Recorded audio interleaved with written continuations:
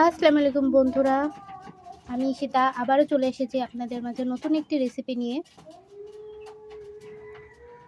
সবাই আমার চ্যানেলটিকে অবশ্যই সাবস্ক্রাইব করে পাশে থাকবেন আর বেল আইকনটি ক্লিক করতে একদমই ভুলবেন না।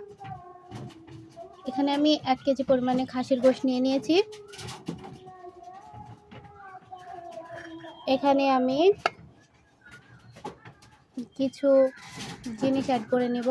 এখানে আছে টমেটো, কাঁচামরিচ, পেঁয়াজ কুচি দিয়ে দিলাম। আপনারা এখানে খাসির গোশে পেঁয়াজের পরিমাণটা একটু বেশি রাখবেন। 4 ভাগে 3 ভাগ দেবেন পেঁয়াজ এবং 1 ভাগ রাখবেন হচ্ছে আদা রসুন।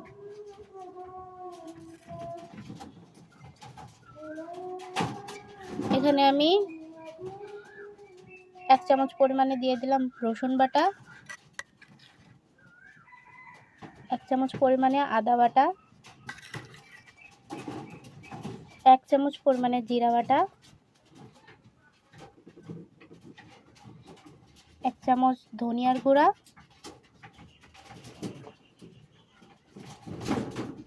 1 চামচ হলুদের গুঁড়া,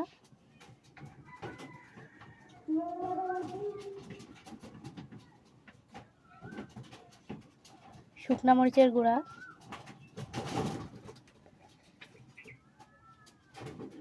এখানে মরিচের গুঁড়াটা আমি একটু বেশি করে দিব, একটু ঝাল ঝাল হলে খেতে ভালো লাগবে।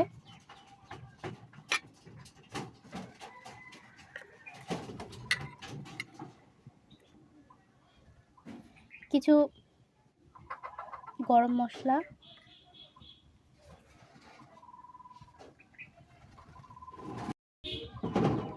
বেশ অনেকটা পরিমাণে রান্নার সয়াবিন তেল,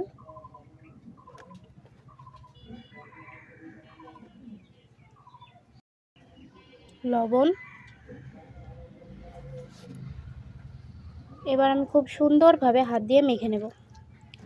আপনারা অনেকেই গোশত রান্নার সময় যে ভুলটা করেন সেটা হচ্ছে ঠান্ডা পানি দিয়ে আপনারা রান্না করেন, যার কারণে মাংসটা শক্ত হয়ে যায় এবং সেদ্ধ হতে দেরি লাগে।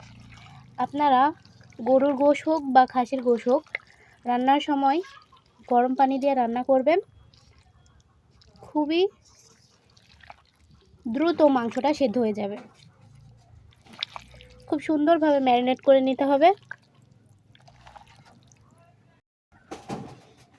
মাংস ম্যারিনেট করা হয়ে গিয়েছে আমার। এখন আমি আধা ঘন্টা মতো রেস্টে রেখে দেব। ততক্ষণ আমি একটু পানি গরম করে নেব। চলে এসেছি বন্ধুরা আধা ঘন্টা পর। আপনারা যেটা দিতে একদমই ভুলবেন না সেটা হচ্ছে আস্ত গোটা রসুন। রান্নার স্বাদ বাড়াতে হলে চাইলে অবশ্যই গোটা রসুন দিতেই হবে। এখন আমি চুলোটা ধরিয়ে দেব।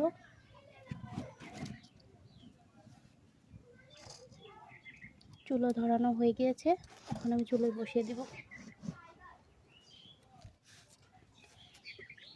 খুবই দুর্দান্ত একটি রেসিপি, মুখে লেগে থাকার মতো। আপনারা অবশ্যই সাবস্ক্রাইব করে পাশে থাকবেন, বেল আইকনটি ক্লিক করে রাখবেন এবং কে কোথা থেকে দেখছেন অবশ্যই কমেন্ট করে জানাবেন।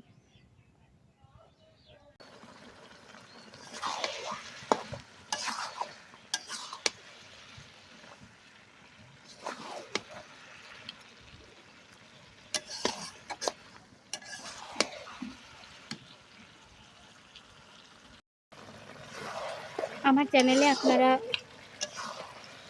গ্রামীণ পদ্ধতিতে মাটির চুলোয় একদম সহজ ঘরোয়া উপকরণ দিয়ে সকল ধরনের রান্না পাবেন।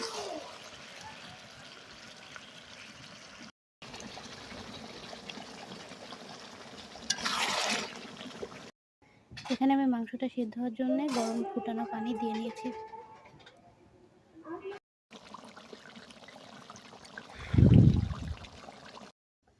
ঝোলের জন্য পরিমাণ মতো পানি দিয়ে দিলাম।